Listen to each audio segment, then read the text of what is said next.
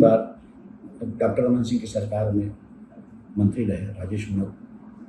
पिछली बार जनता ने उन पर भरोसा नहीं जताया था, लेकिन पार्टी ने इस बार फिर उन पर भरोसा जताया है और ऐसा माना जाता है कि राजेश मूणत ने अपने क्षेत्र को चमन बना दिया, पर कहीं कोई कमी रह गई थी। इस बार फिर से राजेश मूणत चुनाव मैदान में हैं और युवा तुर्क हैं, बहुत संघर्ष करके राजनीति में उन्होंने अपना स्थान पाया है। तो हम उनसे ही बात करते हैं कि उनके पास इस बार क्या चुनौतियां हैं और जो कमी पिछले चुनाव में रह गई थी उसको वो कैसे पूरा करेंगे। हमारे साथ राजेश मूणत हम उनसे पूछते हैं। राजेश जी, धन्यवाद आपका नील जी।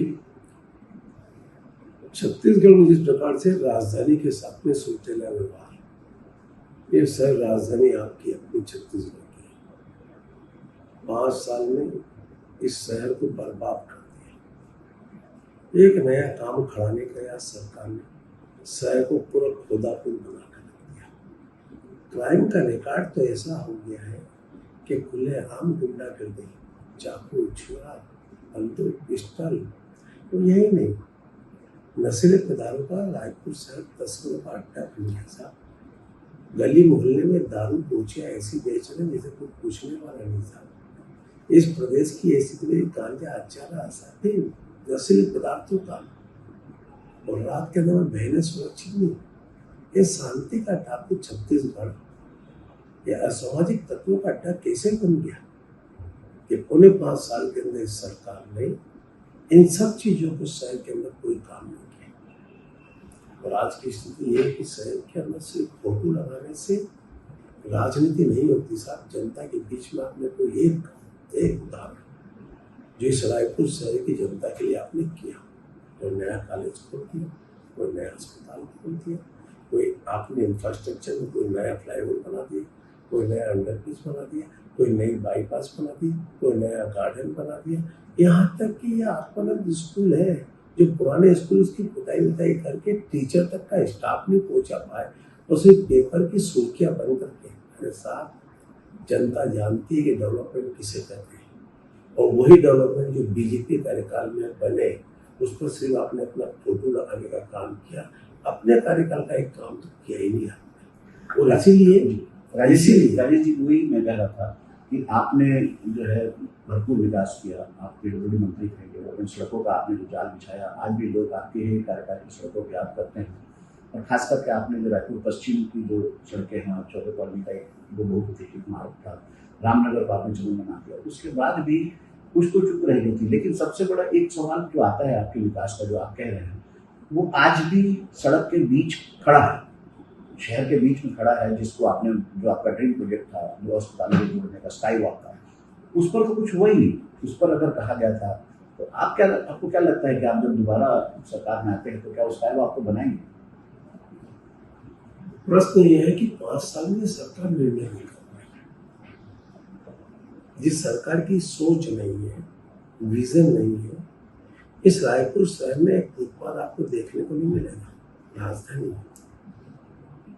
जहाँ पर फुटपाथ था उसको तोड़ करके आपने साइकिल ट्रैक बना दिया। साइकिल ट्रैक खत्म हो गया, वह ठेले लगता है।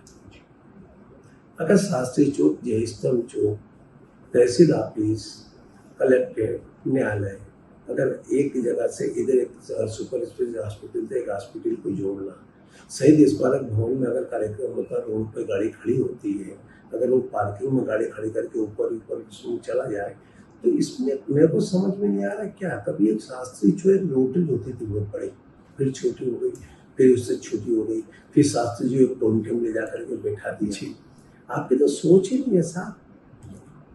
और मैंने कहा ना, माननीय मुख्यमंत्री जी के करे भ्रष्टाचार का था, वो 5 साल में काहे कार्रवाई नहीं की है, किसने रोका था? अरे मेरा सेक्रेटरी आपका CS है, PNC भी यही है, चीफ सेक्रेटरी भी यही है, फाइलें भी आपके पास है, और आपकी कमेटी ने, तीनों कमेटी ने रिपोर्ट दे दी कि सर्वे सही हुआ, जनहित में इसको बना देना चाहिए, लेकिन आप करना नहीं चाहते क्योंकि राजेश मूणत ने काम किया। वह आपकी छाती के ऊपर खड़ा हुआ दिख रहा है, इसलिए आप निर्णय नहीं कर पा रहे। आपने सड़कों पर जाल बिछाया, उसमें एक्सप्रेस वे भी था जो विवाद में आया। आपको सरकार ने निशाने को लेने की बहुत कोशिश की, आप पर जो है चरित्र हत्या तक की आपकी कोशिश की गई, इन सब से तो आप उबर आए। लेकिन अब अगर आप सरकार में आते हैं तो आपके पास क्या प्लान है? आप अभी अपनी जनता को, आपके पश्चिमी क्षेत्र की जो जनता है उसके लिए क्या मैसेज दे रहे हैं कि आप उनके लिए क्या करेंगे? और जनता में तो आप जो है बेबाक होने के कारण बहुत पहचान जाता है, अपनी अलग पहचान रखते हैं। तो मैं चाहूँगा उसी बेबाकी से आप क्या करने जा रहे हैं ये बता देंगे। परिवहन मंत्री भी आप थे, परिवहन मंत्री, देखिए परिवहन मंत्री में आपका कार्यकाल बहुत जो है निर्विवाद रहा और बहुत आपकी उपलब्धियाँ रही परिवहन के क्षेत्र में। एक बड़ी उपलब्धि थी, आपने बैरियर मुक्त प्रदेश बनाया था, फिर बैरियर लग गए, तो उस पर भी आपको मैं राय चाहूँगा। देखिए, मेरे शहर के प्रति मैं यहाँ का नागरिक हूँ, मेरा कर्तव्य है। जनता ने जब मुझे कुछ चुन करके भेजा तो मेरा कर्तव्य होता है। ये राजधानी रायपुर छत्तीसगढ़ की है, कोई व्यक्ति आता बाहर का तो छत्तीसगढ़ की तारीफ करता है। एक विकसित प्लानिंग के साथ में वो संपूर्ण योजना को इम्प्लीमेंट होना चाहिए जो एक शहर को सुंदर बनाने के लिए काम कर रहा है। 24/7 पानी मिलना चाहिए, सफाई की व्यवस्था ठीक होना चाहिए, गार्डन अच्छे होना चाहिए, स्कूल का शुद्ध वातावरण बनाना चाहिए, खेलने के लिए मैदान होना चाहिए, हॉस्पिटल होना चाहिए। और यही नहीं, आसानी से लोग ट्रैफिक के रूप में निकल जाए, कंजम्पशन ज़्यादा होता है वहाँ पर, उसको व्यवस्थित प्लानिंग करना चाहिए। और मेरा विजन स्पष्ट है, मूलभूत सुविधा से जनता वंचित नहीं रहना चाहिए। कभी ये पश्चिम विधानसभा पिछड़ा से भी पिछड़ा था, नहर का जाल बिछा हुआ था, गंदगी थी, रोड नहीं थी, नाली नहीं थी। अगर कहीं कुछ करके दिखाया, ऑडिटोरियम जैसी जगह को अगर एक पहचान बनी है तो उसके ऊपर ये स्टेडियम एक पहचान बनी है, अंडर ब्रिज एक पहचान बनी है, बाईपास कहीं से भी निकल के आप नहीं जा सकते। इतने सारे काम, इसलिए कि कोई बाहर का आता है उसको लगता है कि शहर मेरा आत्मा है, मैं शहर के लिए काम करना। आने वाला समय भी जो है मेरा एक ही उद्देश्य है, शहर के इंफ्रास्ट्रक्चर को व्यवस्थित करना, योजनाबद्ध तरीके से गरीब परिवार के प्रति भी वही सहानुभूति, वही विचार। मैंने कल एक कहा है कि जिन गरीब परिवार को 4,25,000 में मकान बेच रहे, वो गरीब परिवार को 75,000 रुपये का मकान है साहब, 12,500 मकान बने पड़े रायपुर में।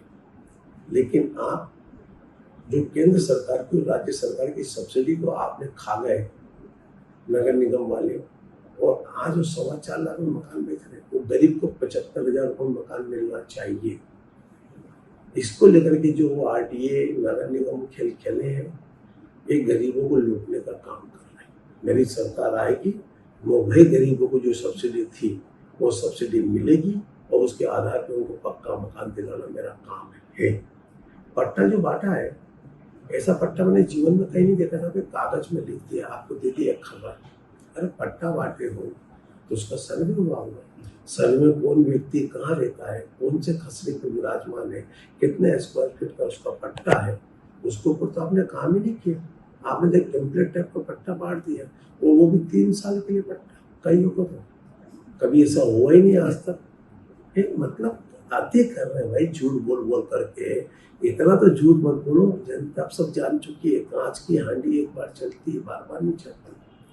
आपने एक बात कही परिवहन में, मेरा मत स्पष्ट है, मेरी पार्टी का मत स्पष्ट है। जिस दिन इस प्रदेश में देश में GST आने के बाद जब एक कर प्रणाली लागू हो गई तो क्या जरूरत है बैरियर लगाने की? हमारी सरकार ने 1 महीने में निर्णय करके बैरियर खत्म कर दिया था। हमारा उद्देश्य स्पष्ट है, जब टैक्सेस क्लियर आ रहा है, सब कुछ आ रहा है, तो उसमें जरूरत नहीं थी। ये सरकार आने के बाद में उस बैरियर को फिर लगाए। वो बोल रहे कि नहीं सुरक्षा के नाते नहीं, आपने तो गुंडे तैनात करके पैसा वसूली अभियान का एक सबसे बड़ा तंत्र बना लिया। तो ये सरकार ये सोचती कि चारों तरफ कहाँ से पैसा आए, खाली ये वही काम करती है। अब जनहित का कोई काम इस सरकार में नहीं होता। देखिए, किसान के लिए एक बार फिर से जो यूपी सरकार है उसने फिर से एक बार घोषणा की है कि हम किसानों को कर्ज मुक्त कर देंगे। तो पिछली बार भी चुनाव में जो है उनके घोषणा पत्र में जो MSP और कर्ज माफ़ी है वो क्लिक कर गया था। इस बार भी उन्होंने कर्ज माफ़ी की बात की है। क्या लगता है आपको कि किसान और जो आम आदमी है वो इनके वादों पर भरोसा कर पाएगा? भरोसे की सरकार ने तो पूरा भरोसे क्यों? किसान का भरोसा तोड़ा, 2 साल का बोनस काहे नहीं दिया? आपने घोषणा की थी जन घोषणा पत्र में कि हम किसान को 2 साल का बोनस देंगे, वो किसान को बोनस भी नहीं दिया आपने। चुनाव आ गया, किसान को आप कहते हैं कि हम 2500 रुपये क्विंटल में खरीदेंगे। जिस दिन से खरीदी चालू हुई थी साहब उस समय 1700 रुपये MSP समथिंग रेट था, आज 2100 हो गया। तो 300 रुपये का किसान का तो ऐसे ही हक मान लिया, दिए था। आज 2100 रुपये में केंद्र सरकार MSP में खरीद रही है। आपने 4 किस्तों में पैसा दे रहे हैं त्योहार के समय, बहुत अच्छी बात है, लेकिन वो 4 किस्तों में पैसा दे रहे हैं उसका हिसाब तो मिला लो।